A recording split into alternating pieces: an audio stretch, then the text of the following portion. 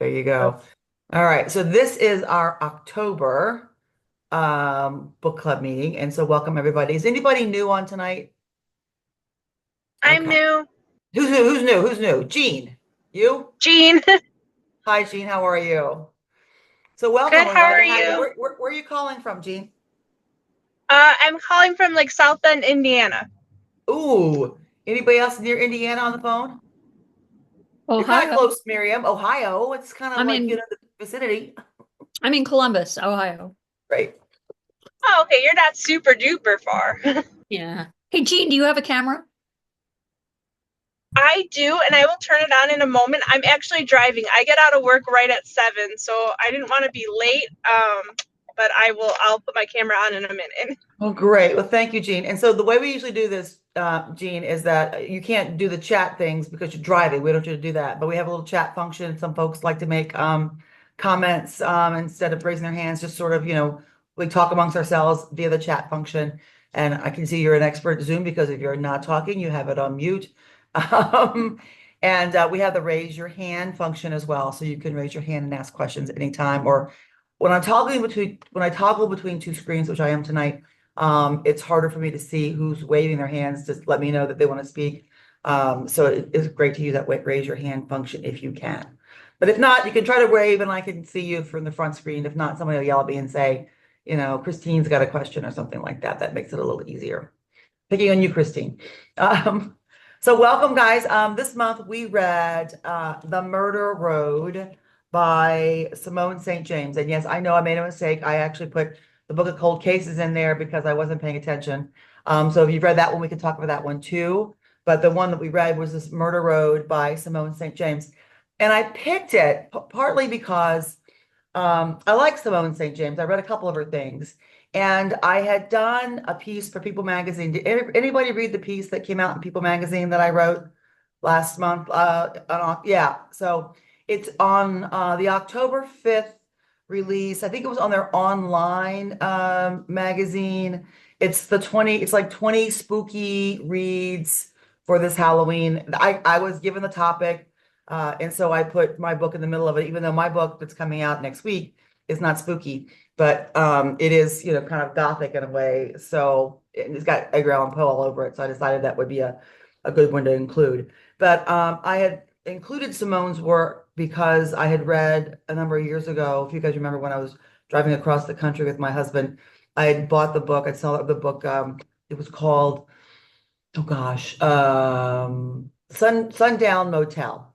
And it scared the bejesus out of me. I swear to God. We were staying in these little seedy motels all over town. I'm not seedy, but you stop, you find some place. I tried to find historic places to stay, but sometimes you just ended up at some, I don't know, Red Roof Inn kind of spot. It made me think twice about where I was staying. It was kind of a fun book. So when I saw that she had this one out, I wanted to pick it up.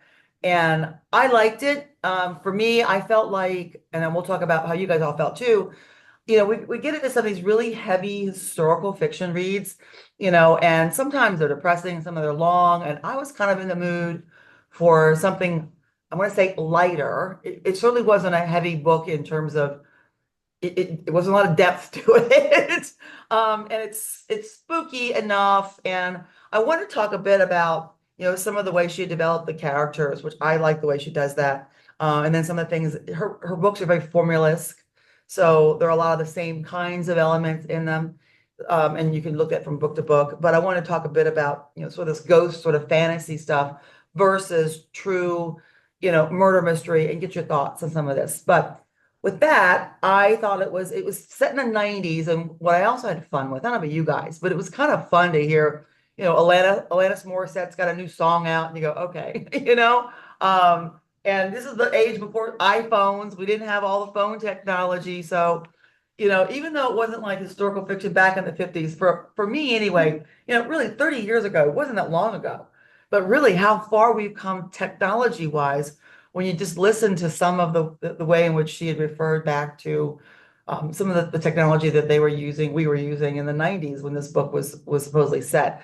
I don't know, have you guys anybody read a lot of books set in the 90s and got that flashback, or is this sort of the first one you read in a while that you go, ooh, and it was only 30 years ago. And other than, I think Savannah's on tonight, but other than Savannah, who's young, I don't know how many millennials I've got on the phone, but honestly, I mean, it feels like I made me feel kind of ancient to think how, you know, we're old when something's set in the 90s. So with that, I really would like to first get a sense of y'all's thinking on, the fantasy aspect of this, the ghost story, where there is this ghost supposedly driving these murders in this book versus what I would have expected or would have, if I had written it, obviously I don't write ghost stories, it would have been a person that was doing it. We'd find out at the end, it would be all twisty and find out who that person was. So Diane, what's your thoughts on that? See, you got your hand up. Well, I never read fantasy. I never read horror things. I saw The Shining once and I'll never see it again. So this was a real stretch for me, and it did scare the bejeebers out of me. And I always read at night in the dark with my Kindle.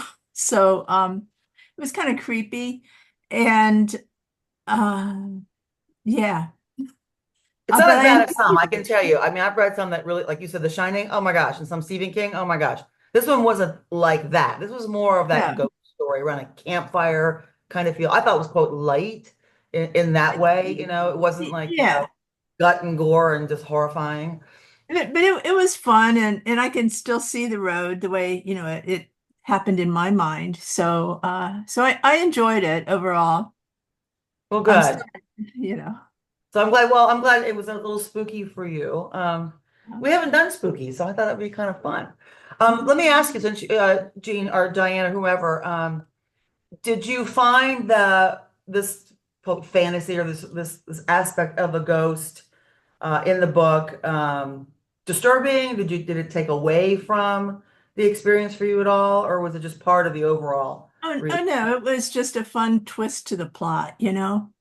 Yeah. Yeah, No, it great. didn't take away. It all held together as a way to write the book. It's just not what I'm used to or Yeah, my yeah, me either. I don't personality. read a lot of it, but I figured, hey, it's Halloween. And I had to read all that nonsense I hadn't read for the people piece, at least enough of it to be able to write it. So I figured Uh-huh. I put some of it back onto you guys because the one that I did read, The Hunger, I would not have you guys read that unless you're really into that kind of horror.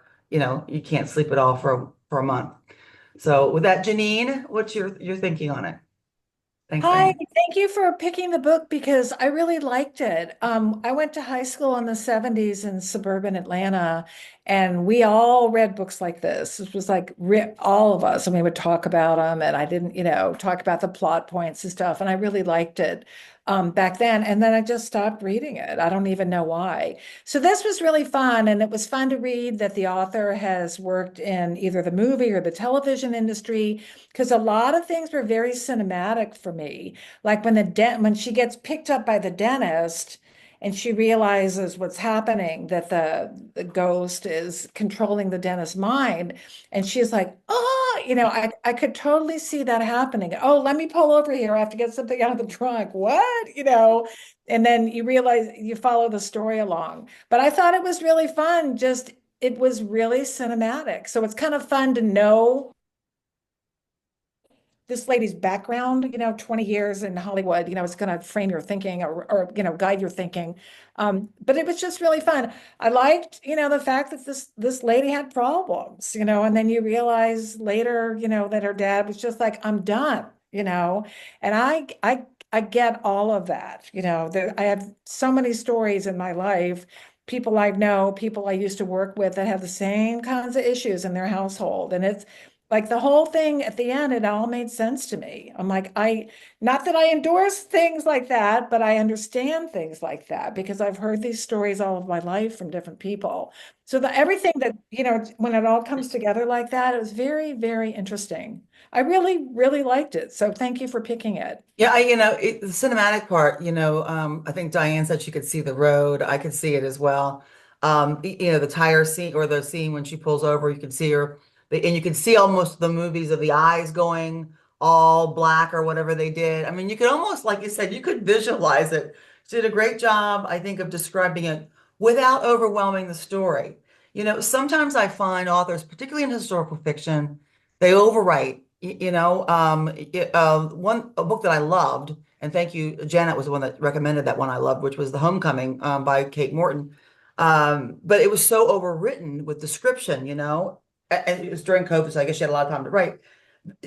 This writer was able to describe those scenes in a way which we could all see it, but I didn't feel bogged down. I didn't feel like I had to skip through, speed read through the descriptions so I could get to the action. It was just enough to keep the action going and just enough that you could see it. So I think her balance there was quite good, which is hard to do, by the way. I think it's tough because you don't know what the reader is going to assume, what they're going to put in their own mind. And I could almost see that little light, in the woods too. That little light that they said that was shining. It was kind of a interesting thing. All right, Janet. So I hate to be a Debbie Downer, but You didn't like it, I know.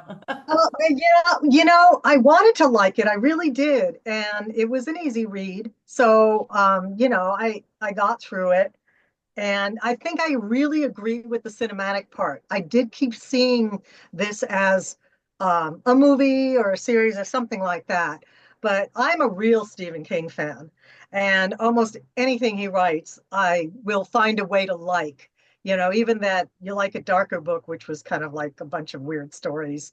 I found, he's just so tight. And there was something kind of loose about this that it just fell apart for me at the end. At the very, I did, like you said, I expected it to be a person, and it sort of like faded into not being really anything that they could put their finger on. And so there was something like disappointing about that to me. Well, But in your defense, I will tell you there were two. I'm just put them out for you real quick. There were two things in particular that bugged me. Okay, one is that I mean I could see that the guy, what's his name, Eddie, was tied to this story right, immediately. Right? It was pretty well, I didn't get obvious, that I first, thought. but yeah, okay. But number one was the father being the murderer of Shannon, who was the ghost that was haunting the place. It bugged me because he came into the book way too late. Relate, yes, Yeah, I yeah, would have liked, it should have been drug along I thought it should have been that detective who I didn't like, or one of those dudes, because we were being strung along all along. right. Um, and so I felt that was a bit, come on, she could have, had him involved with the story a lot earlier in my mind. So that was one problem. And I guess the other problem was, I couldn't figure out if this was indeed the mother of Eddie, the ghost was the mother of Eddie, right? Then why in the world would the ghost, then the mother of Eddie, want to hurt the love of Eddie's life? Right. I know In terms of that whole thing.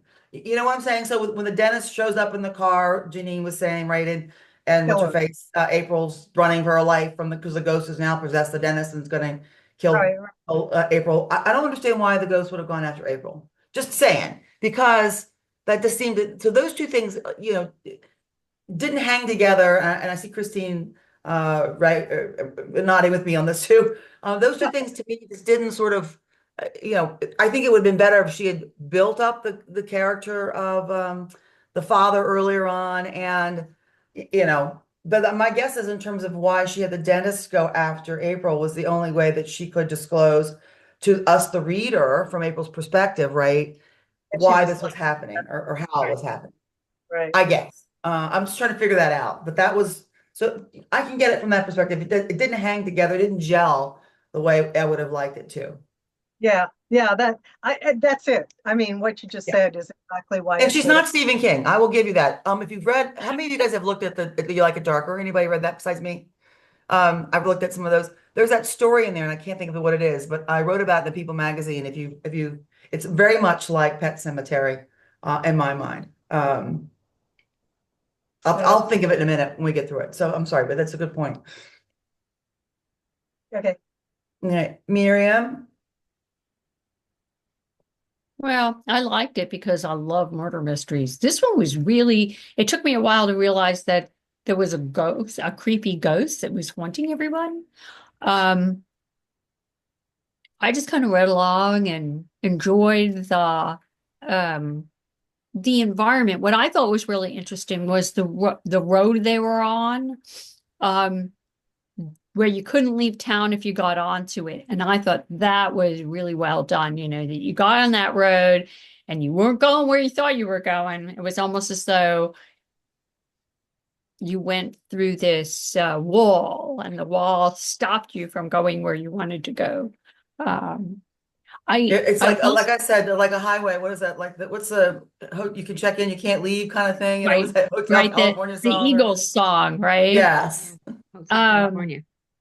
So I could see that. I mean, I did figure it out. I mean, I did figure out that Eddie was was related to that. So I think that there were ways that the story could have been more sophisticated.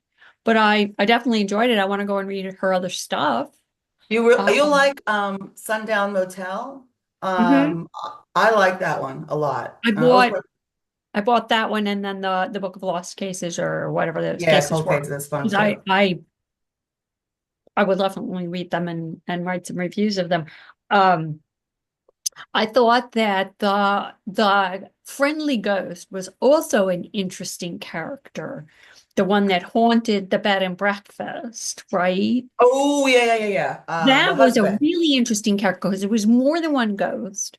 So when you read more paranormal kind of stuff where there's ghosts and um fantastical things going on, I thought that worked really well. I really liked the friendly ghost. I thought he was like, he saves their life more than once.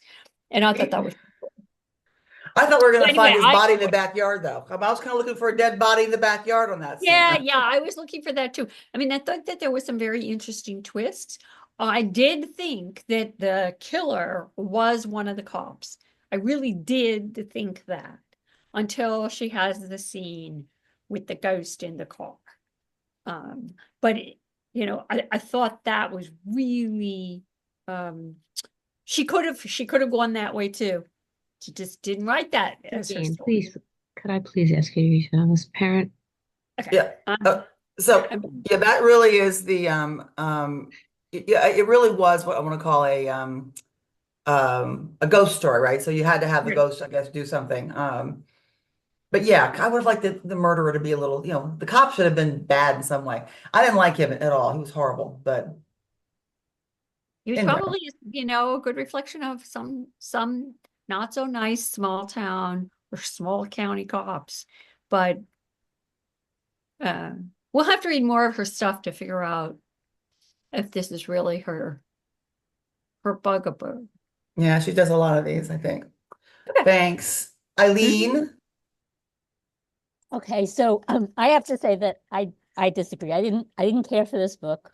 I read the book of cold cases. Excuse me. I read the book of cold cases first, and then I read this one.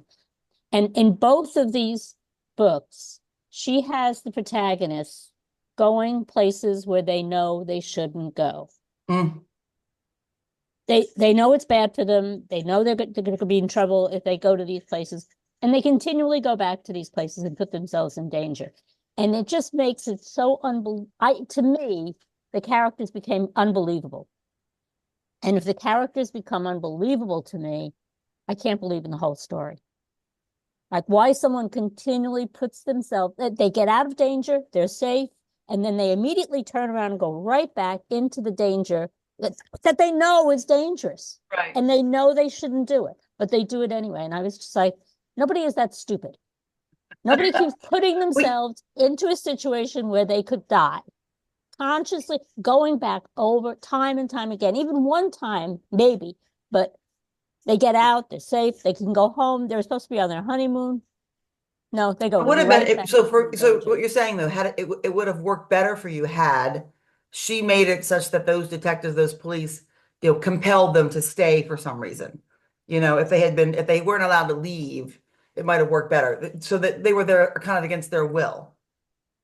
Well, in the beginning, they were kind of there Yes, they against their were. will. But even then, they borrowed the car, went back in. Right.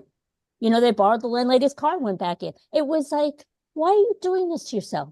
what are you, a total lunatic? Are you know, there's something wrong with your brain. I don't think there's, well, unless you're a complete masochist, but I can't imagine there's too many people in the world who deliberately put themselves time and time again into a situation that they know could cause their death. Now, in the book, the first one I read of hers, which was the Sundown Motel, in that particular book, the girl that keeps doing what you're saying, she keeps going back into this motel, going back in there over and over again. She's trying to unwind what happened to her mother, the death of her mother. And so she's being driven by, I've got to figure this out. Something really bad's happened to my mom, and that's why I'm going back over and over again. So at least in that case, there was this compelling reason. In this case, you're right. You know, she had no compelling reason other than, you know, they felt drawn to it, but it wasn't like she had a Like personal vested interest, you know? in the book of cold cases, the Right. girl does not have to keep going back to the house because the woman does leave the house. It's not like she has to go there to interview the woman. So she could have said, let's meet in a coffee shop. Let's just, no, right back to the house, right back every time. Yeah, I get you. There are some believability issues with it, but I do appreciate that. That's kind of the way Simone writes them, at least the ones I've read, except for that first one. The other two, you're correct. So thanks for that. Teresa, your thoughts on this, like I said, quote, fun, Yeah. lighter read? Yeah, I thought it was fun. I enjoyed it. And I wanted to mention your comment a couple discussions ago about April and why would Shannon have tried to kill April, the love of Eddie's life. Towards the very end of the book, she says to Eddie, you know, your mother only tried to kill me when I wasn't with you. When we were together, she didn't try and hurt me. And I think that was kind of her way of explaining that away, like why Shannon went after her with the dentist and not when they were together. So I guess just kind of comfort him that, you know, she may be a homicidal ghost, but she's not totally heartless. But Eileen, your story reminds me of this commercial where there are these people standing in a garage or something with chainsaws, and these young kids are walking, and they're like, you know, I think we should just go this way. And they're like, no, we need to go that way. And they walk right into the garage with the chainsaws. So I guess it's just part of telling the story. But I thought it was a good book. I've tried to read some of her others, and they're always on hold in the library. So they're kind of hard to get your hands on. You know, But it might be, well, I have the Sundown, you're here in town. I have the Sundown Motel if you want to borrow that one. I've got it here. Okay, thank You know, you. it might be, you know, interesting. I had not picked up on that in the end where she said it was because she wasn't with him. I'm wondering if an editor, you know, Eileen would probably know this. It sounds like an editor said, hey, you got an unfulfilled contract. You got to tie this up. You know, you got to explain to your reader why, and just tuck that in on the back as a sort of a answering an editorial question. That'd be my guess. I don't know, because it doesn't seem like it hung together too well, if that was the way she explained. I missed it. It must have been very quick on that. Terry, you have some comments?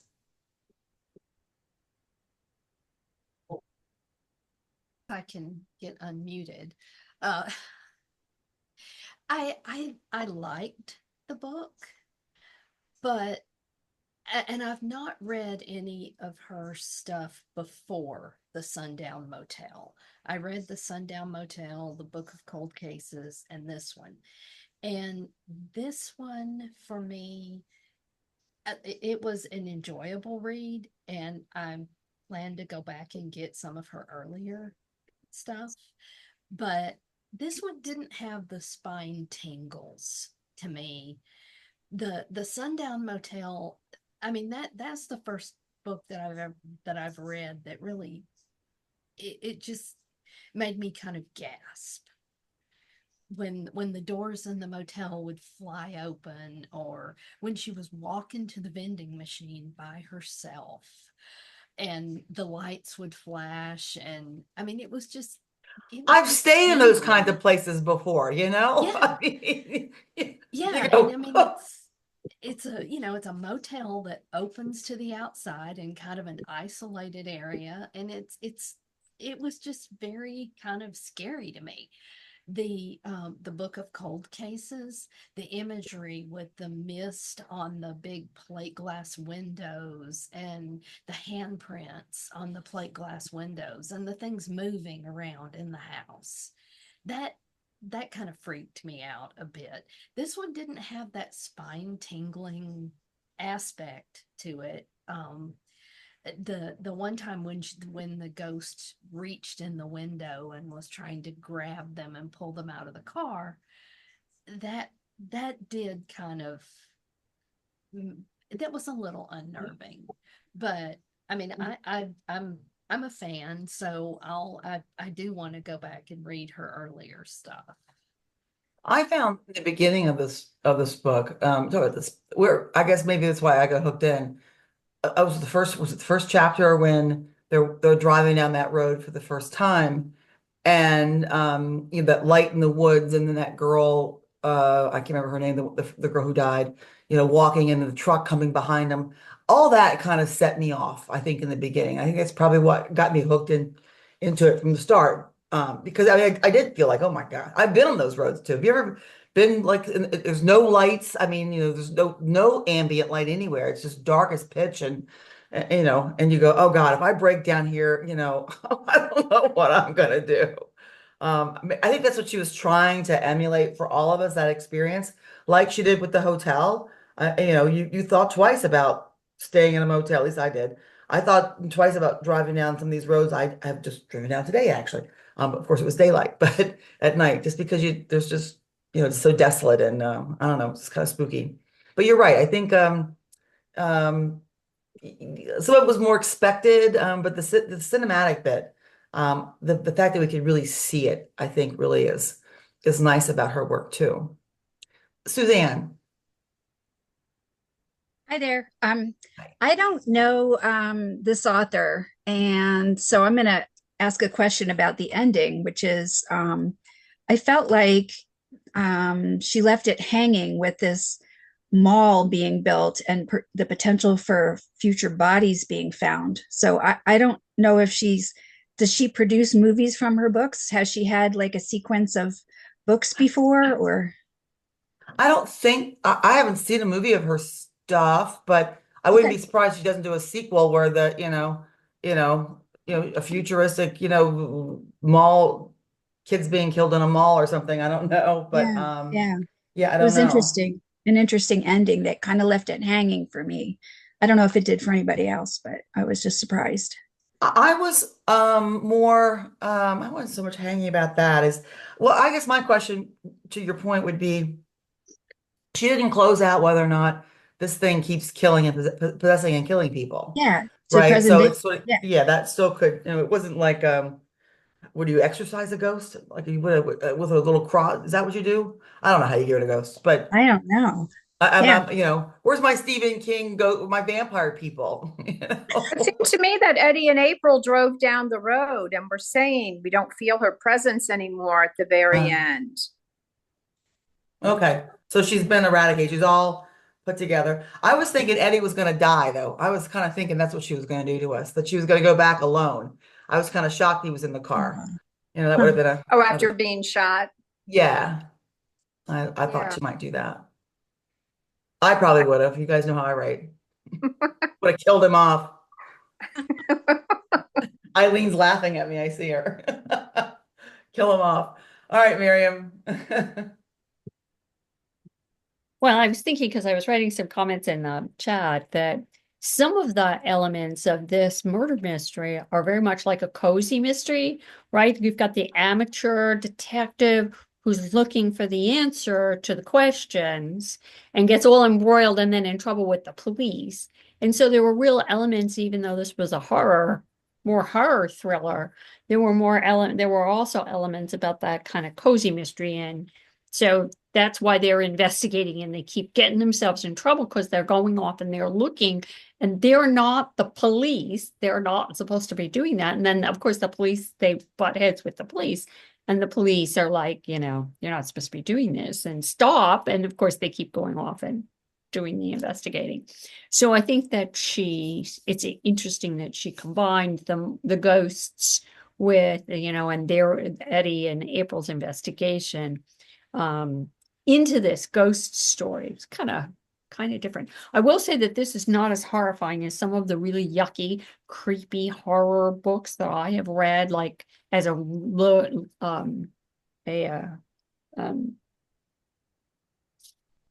up to Halloween. I have read some incredibly creepy, really disgusting horror stories. So this is pretty tame. So I will agree with that. There are some really, I don't know where these people get their ideas, but Yeah, I don't like a lot of that stuff. I mean, I'm not I like don't a, like like you said, either. I'm not like an all-out horror kind of gal. I mean, I think my first, well, I did some horrible things. I mean, I think I read The Exorcist when I was like in the sixth, seventh grade. My mother almost had a coronary, um, when she found out what I read. But Carrie and some of the Stephen King stuff, I mean, those are tamer compared to some of the, I mean, you know, some of that horrible stuff I can't do. I'm with you. I'm not like that. Yeah, I mean, some of Stephen King's okay. I'm actually reading a Stephen King now as a prelude to thanks to Halloween because I got to review it for the local bookstore. But it's a kind of mild one. Which one are you reading? I'm reading Fairy Tale, Okay. about the guy who goes down and learns about the truth about the fairy tales. So I'm expecting that one not to be so. That's a great story. Yeah, That, I mean, I'm actually really enjoying it. I think that, but I have only gotten to the part where he inherited the house and he's now going to go I'm not going to spoil it. I just loved it. It was a great story. But there are some really, really creepy, very violent horror stories, and I really read them in the daylight because they are really Yeah. disturbing.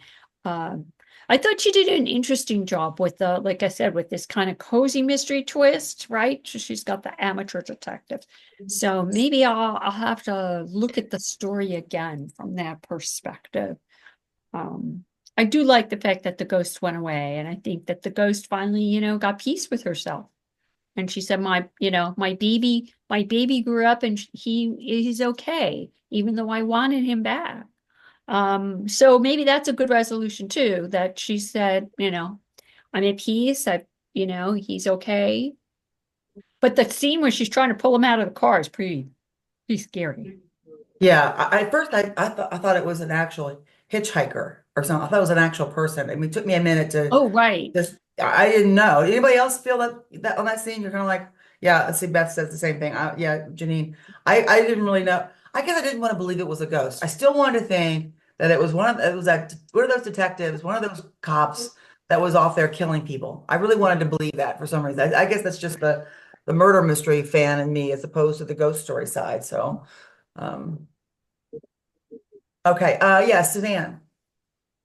Can I ask Miriam a question? Sure. You just said cozy mysteries, and my stepmom mentioned that there were cozy mysteries on like BritBox, and so it's the second time I've ever heard it. I don't really know what is a cozy mystery. Oh, sure. So a cozy mystery is usually uh think of Hallmark Channel, right? They're not super violent. All the death and murders are off scene. So you hear about them, but you don't see them like Okay. murdering a person. So you don't get a lot of blood and guts. And usually it's an amateur person, like the a person who runs the cafe or the veterinarian or the doctor or I don't know, the carpenter. And there's a murder, and then they go off to investigate and they butt heads with the police. And often there's a romance that happens between the butty and the policeman. So there can also be a romance. They're also called gentle reads,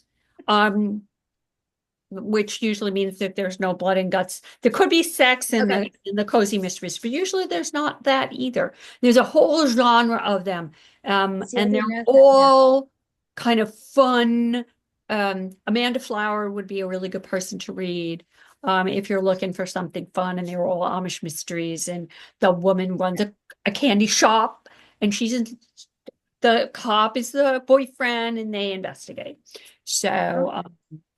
Okay, And, cool. and usually there are murders, but they're usually not bloody, not too violent, Okay. not too creepy.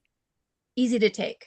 Yeah. Yeah, and if you look for that term at the library and stuff, you'll find that. Oh, you can? creepy Okay. is the term you're looking Thank you. Mhm. Thank you very much. And you mentioned Stephen King really quick. Whoever's looking at that, the one I read, so the You Like It Darker that this came out, the one I wrote up in People magazine was The Dreamers, which was the short story that was in there. So Janet, if you haven't read that, that's one where the protagonist really is pushed beyond, is pushed to where he does something that he would not normally do. It's just much like in Pet Cemetery. It's got that same, in my mind, that same sort of feel to it. If you're into that kind of thing, into Stephen King. It's in his new collection of 12 stories he came out with recently Yeah. called The Dreamers. A little gory, but it's not too horrible. Jane? Yes, hi. So I had a couple of so after all these like crazy twists and turns, and for a while there I thought it was Quentin, the cop who was hiding all, who really did it, and it had me going for a while. And then why did the ghost, want to fight, want to hurt the good people? I guess she was angry, and Shannon, I guess she was angry that she got killed. And it bothered Right. me that she was really hurting good people. And so I figure that's the anger. But out of all of that, it had a good ending. I think that Eddie and April both had such terrible childhood and terrible lives happen to them, and they were both hiding things in their life. And I think all these incidents actually brought them together, and all the truth came out, and they stayed together. So it gave it a nice tidy ending, and I thought that was nice. Yeah, I think that, I just lost my screen. Where did you guys go? Oh, there you are. I think that it wasn't a heavy lift. And I think that, we've read a lot of heavier lifts this summer, and Halloween coming up. I thought we haven't done this before. There was one that I did read that was set during the expedition out to on the Oregon Trail, back in the 1800s, called The Hunger. And it was yeah, it was just too horrifying. I mean, there's no way I was going to have you guys read that. It was just, it's the kind of stuff that I think a lot of us would be like, oh God, it's in my mind too much. But yeah, I think it's, like I said, a light read. I find her stuff, okay, fun, easier, spooky, but like you said, not too gory or anything like that. So did I have another question about that? My list of things. Hold on. Oh yeah. My question for you guys was about the player, the character, April's character. She goes down this path of she's got this big secret, she's got this big secret. And I figured right up front that it was something to do with the murder of her father. But I would have thought that she would have had more of a role in it. I was a little, I'm going to go back to Eileen's point. A little, she was so traumatized by this and running and hiding. Her mother was the one doing the hiding. And of course, she wasn't reporting her mother. She was, enmeshed with her mother, as most girls of that age and had suffered that kind of stuff, had suffered. I was just not hopeful, but I was just surprised that she didn't make her more responsible for what happened in some way, or that we didn't find that April was blaming herself more so than she was. I think she felt shame from what her mother did, but she wasn't taking any blame for it. So I was a little concerned, from a psychology perspective, and I know Teresa's a psychologist, why she wasn't, more, that part of her character wasn't developed a little more around that event. Did anybody else question that, or did anybody else care? I don't know. Yeah, Jane. Well, I think April did say that she admitted that she was that Eddie was the nicer person.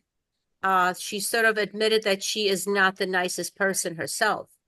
So in a way, I mean, after she grew up, running away from the police and hiding what her mother did, and I think she was so trying to survive all her life that she became tougher. Whereas I thought Eddie was like, and she said that maybe she would have had that hike had been in the car, she would have, maybe she would have left her there if she had to. I'm forgetting the details, but she sort of admitted that Right. she is that she is not as nice as Eddie is.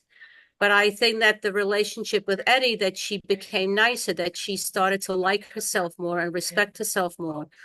So I guess that's the only thing that the author kind of did make us. She did say that she could do worse things if she had to than Eddie.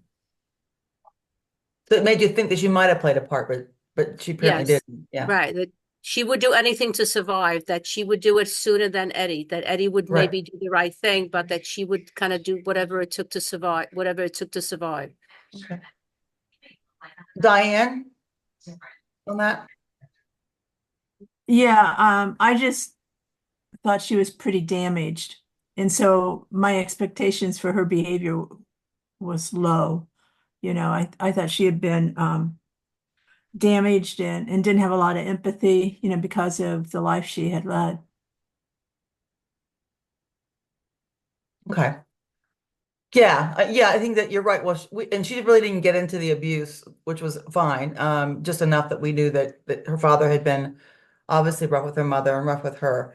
I was just, she seemed to carry some sort of guilt around, but I really, or something around beyond that. And I thought perhaps maybe I missed it.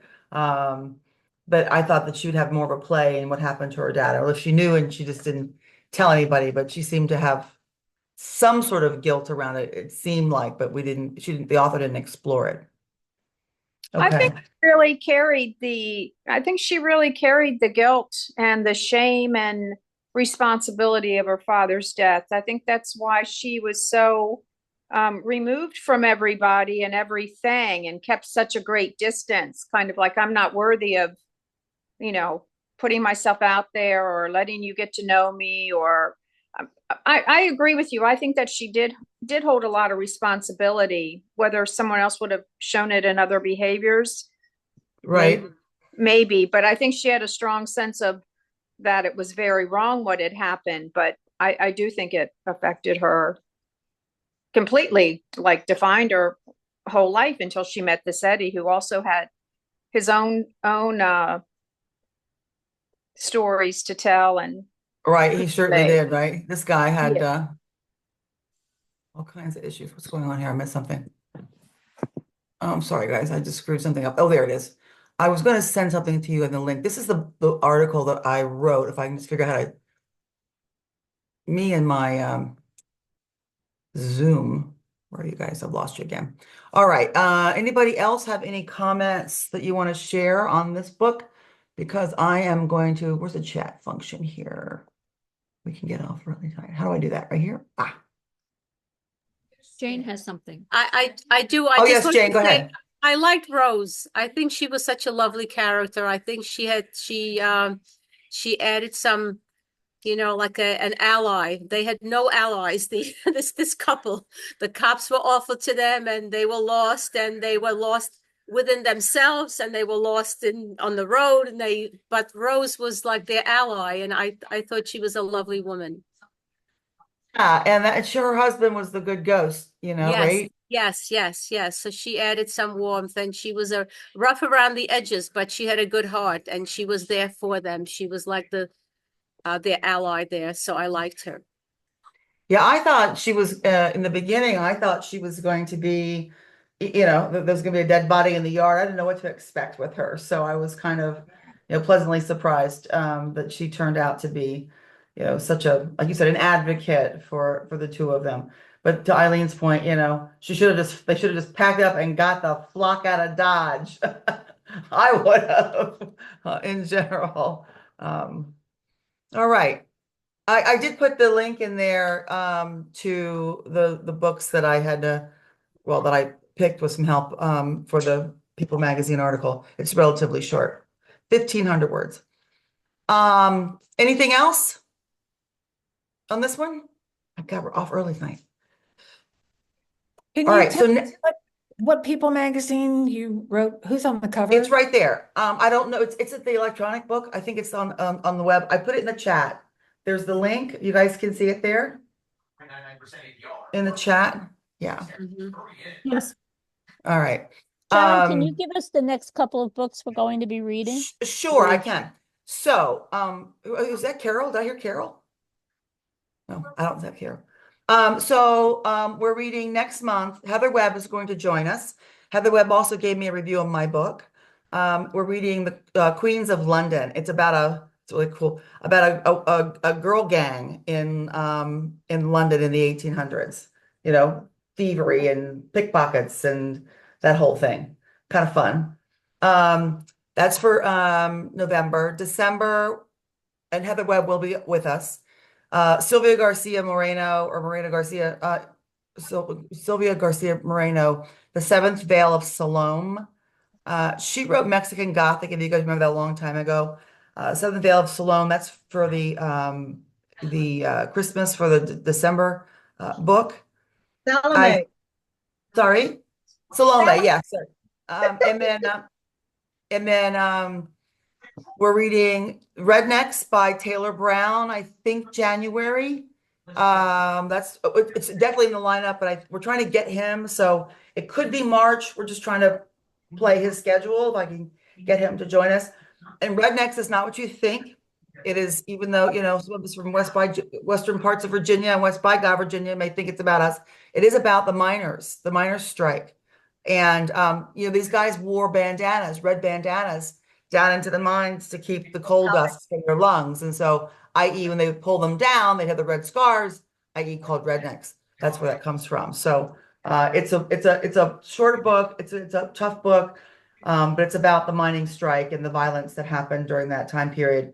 And for February, we're reading Gail Jones's The Unicorn Woman. It's a fun book.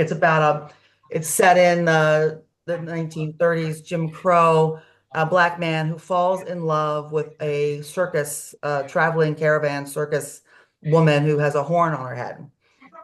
So it's a little romance, a little Black history. It's interesting. And then I think that's as far as I've gotten. Don't ask me. We're not reading The Housekeeper's Secret.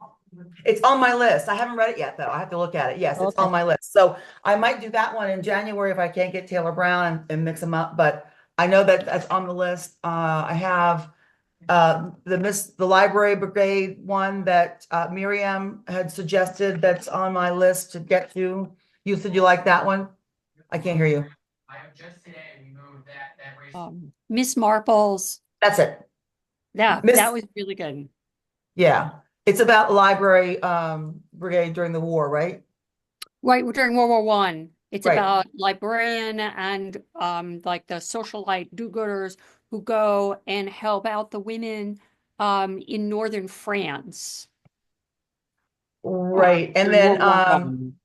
I've got a woman, there's another gal, Paulette, something or another, I can't remember her last name. She's an author. She's pushing me to look at her new book that's coming out in the spring. So I haven't looked at that one yet, but I've got a list going here. If you guys have suggestions, it's, historical fiction-ish, last 12 months, within 12 months prior, if you've got one you want to recommend, I'll look at it and see if, a lot of it depends on whether we can get the author in. I love having the author. Yes, Suzanne.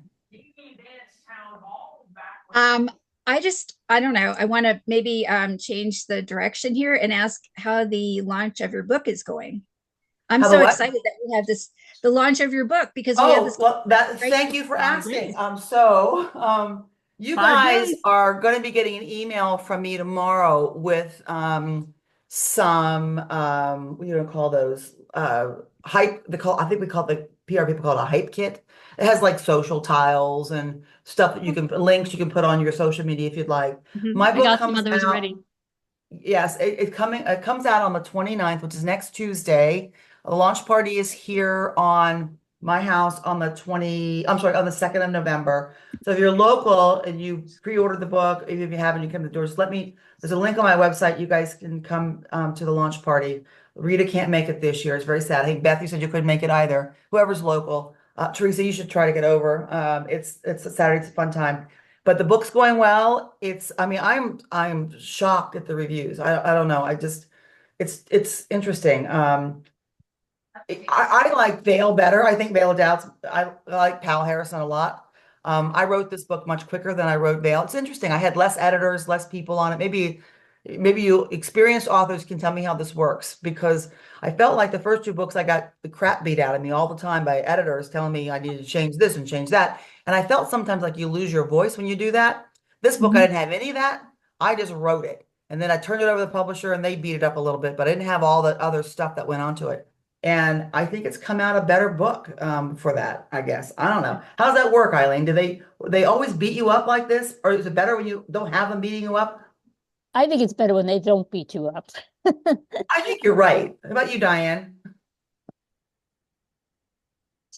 Oh, I agree, I always do what the editors want, and that's fine, but the people I work with are just real easy to go with. And so by the time it gets out of the beta readers and the critique groups, there's really not so much to do. Yeah, I found that, I guess it was the other not publicist, agent I had. She really just, she kept wanting me to change things in order to, I guess, appease different public when she was trying to pitch it to different publishers. But now that I have a publisher that I'm happy with, I guess it doesn't happen so much. But this book has not been beat up, and I'm getting really great reviews on it. A couple of you have read. I know that Rita has read it. I know that Miriam has reviewed it. And I think you guys like it, right, Miriam? It's kind of the way it was before. So hopefully you guys are going to love it next week when it comes out. I know I put some stuff out, and then I've got once the bookstore one launches, I'll send you the link for that. Because that's Good. coming out on Thank your you. launch day. But there should be stuff in I put some stuff on Facebook already from your publicist who sent stuff to me. Oh, good. So Yeah. I well, mean, I hopefully- got some like language, and I'll try to remember to do something else maybe. Yeah, it's next again on Tuesday, so it's gonna, and I think you guys are really gonna enjoy it. I am doing some book reviews. I mean, on the road. I'm gonna be in Grand Rapids, Michigan. I know Lisa, I don't know if you're on tonight. Connie, you're gonna be around. I'm gonna be on Fox Morning Show on Grand Rapids on the 7th of November, talking about the signing that night. I can't believe they got me that gig or that arrangement. So that's gonna happen. I'm going to be on Sioux City, Iowa, out there on the radio doing a talk with them. If anybody's out there, I don't know who I have in Sioux City, Iowa. I haven't done that math, but okay, somebody's picking it on Zoom on the radio out there. So I'm just letting you know where we're going to be. Winchester, Stanton again, in Richmond again. So if you're in some of those areas, I don't know about Boston. I know I'm going to be out on the West Coast at some point, but it probably after Christmas. But they don't like to have a lot of things scheduled beforehand. And just a real quick note, Veil of Doubt. Diane won a great big book award here recently on her new book that came out. Veil of Doubt was just a finalist in the American Book Fest awards. Wow. So Very nice. Hey. Congratulations. yeah, very exciting about Unveil. And none of those books, my book's not out yet, so the new one hasn't been reviewed by any of those kinds of things. So we'll see where it goes. But I'm excited. I know I don't sound excited, but I've been at a university talking all day, so I'm a little tired this afternoon. But yeah, you guys please buy it, read it, put reviews. I need lots of reviews, promote it. It was really lots of fun, and there were great murders, and there's great medicine. So if you want those two things. And it's based on a true story. That's the thing that kills me. So someone said to me, when they were reading, one of the beta readers said, Sharon, there's a lot of characters in the beginning of the book. I said, don't worry. Most of them be dead by the end. I'm not gonna remember them that long. But yeah, and it's kind of twisted, and it's a sad story. It's kind of like that Rolling Stone song. She doesn't get what she wants, but she gets what she needs in the end. And it's based on a true story, and I don't like to change the facts too terribly much, but in this case, I had to. Yes, Betsy. What are you writing next? Betsy's got a question. I'll tell you in a minute. Yeah. Okay. I mean, I want to know what you're writing next too, but I saw on the list that you had the Grady Hendrix book called The Southern Women's Vampire Slayer, yes. Vampires. Oh my gosh, I absolutely loved that book. Isn't it fun? And it had just the right amount of scary horror gore that I want in a book. If it had more, I don't know, it would have been too much for me. So like with Murder Road, I kind of wanted just a little more scary in it. And then I think I missed like a huge mark, because who killed Rhonda Jean, the girl they picked up in the very beginning. Like The who killed boy, her? the guy that lived off the lane, the younger guy that drove the truck off the lane. Guy with the I pickup think he was truck. younger, wasn't he? Okay. Oh, I don't know how I missed that, but throughout the whole entire book, I'm like, okay, what happened to her? What happened to her? Who killed her? And I'm like, how did I Well, miss the that? ghost did, but the ghost possessed him and made him do it, I think. Okay. Okay. But Gotcha. wasn't it weird that he also had a brain tumor? I'm sorry I jumped in, but it was sort of interesting that he also was dying of a brain tumor and he was a pretty young guy. So somehow I thought maybe he's related to Eddie's father. Maybe there's another sibling somehow because it's just Yeah. maybe it's just a coincidence. Mhm. But yeah, the Vampire Slayer one, if you guys look at the people list, I thought it was satire. I thought it was like a comedy.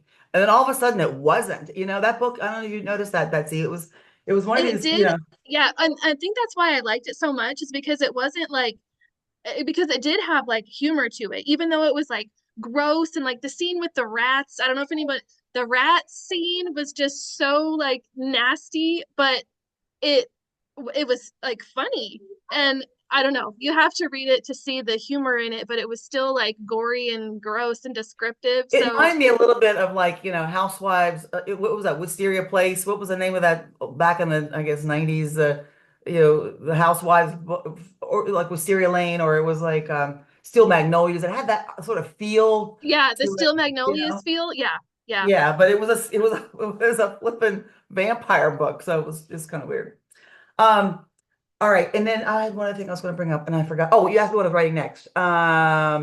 So it's set in 1902. The name of it's called Storms of Rage.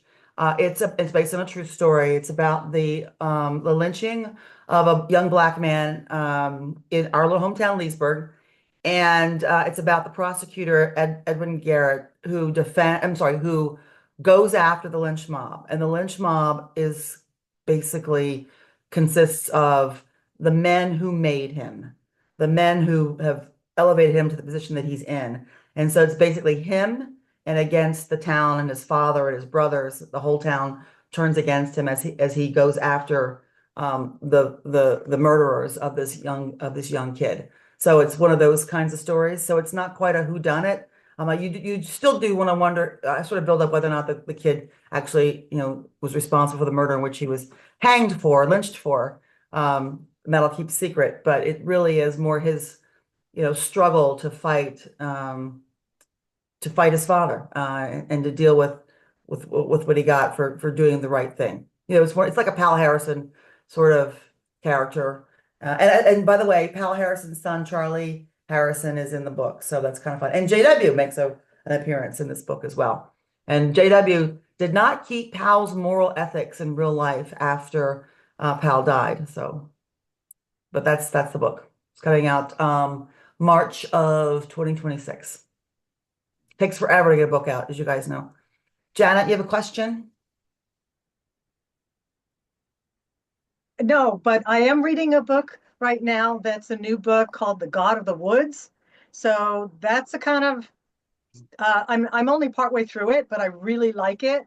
And it's kind of like a spooky story because people keep disappearing, and kids mostly, young people. And so far they haven't, I don't know who's doing it. So that's a kind of like spooky story, one that's really well written. And then I also want to give a plug again to the Lion Women of Tehran that Carol brought up the other day. That book had me in tears at the end. That was an amazing story. So What had you anybody, in tears? It's not like Mark Sullivan in tears, is it? Because I mean, a couple of us are. No? Okay, good. It was more well, like Kristen Hannon in tears. different. I mean, it's just like true story stuff, about, I mean, not as true as Mark Sullivan's stuff, but His stuff gets heavy. based on what happened to women in Afghanistan after the revolution took away all their rights, and it's just how free they were and how free they're not. Yeah. So Coming to Yeah. a town near you soon if we're not careful. Yes. Yes, and it breaks my heart. It really does. Right. And it breaks my heart to think that anybody would want to go there in this country. Yes. Yeah, I have a really good friend. She lives over in Beacon Hill where you are, Teresa, who escaped to this country. Her family did. She's a little younger than I am, but Shaba ran, escaping what happened when Iran fell. Diane, yes, ma'am. Oh, just a quick question. Is the person you're writing about, the boy who was lynched, is that the one they put the sign up for, the No, commemorative? that's No? this is the last one. This is Charles Craven. Okay. That the one you're talking about is Orrin Anderson. Okay. Yeah, so Orrin Anderson was lynched over by Tuskegee by the rail yard. This gentleman was lynched where Pier 1 Imports stood in the old Potter's Field on the west end of town. That's such a creepy place. Right? Yeah. So yeah, and I'm working with just so you guys know, I'm working with the NAACP folks here. But I'm also working with one of the editors. Well, my publisher publishes Martin Luther King III. And so Martin will be reviewing the book before it publishes. So just to make sure that that's kind of really interesting to have him do it. I'm just blessed that the publisher is, making that arrangement. Because we want to make sure we get it right, a lot of this correct, but it really is not about him or the lynching as much as it is about, the position of the prosecutor and going after that mob. And by the way, it supposedly put an end to, there were a lot of that going on in this county until he went after them. And even though they were all acquitted in like 9 minutes or less, the fact that he went after them and locked them up, the judge and he did not allow them out on bail, which was interesting. It kept them in jail for a month. At least they had some punishment for their involvement in it. But it's that story. So, anything else? Guys, thank you. I will see. Oh, next meeting, just so you know. So November is, remember the fourth Thursday in November is always Thanksgiving. So we'll do it the 21st. I believe that's the date. Let me look. Yes, it's the 21st. It's still 4 weeks from today. I put them in And the chat for you, Sharon. you did what? I put them in the chat for you. November 21st and December 19th. Yes, ma'am. Thank you. Those are the dates.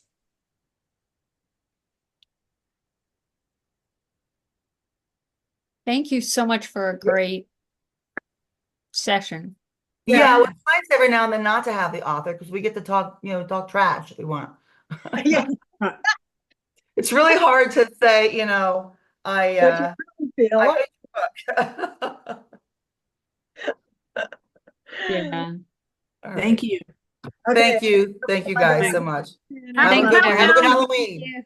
Have a Happy good one. countdown to the launch. Thank you for letting me join you. Yes, thank you for joining us, Jean. Thank you. And it's going to be a launch on Tuesday. So get your copy, read it. And I'm going to be doing online book talks. I have a background video that we're going to be sending out to everybody that pre-ordered. You're going to be getting that in terms of, the real story. But I'm a little scared to send it because sometimes, it has spoilers and I don't want to spoil anything. But you guys will handle it. Oh, and if you get my book, do not read the author's notes first. Read them last because it ruins it every time. All right. All right. Thank you guys and have a good one. Okay.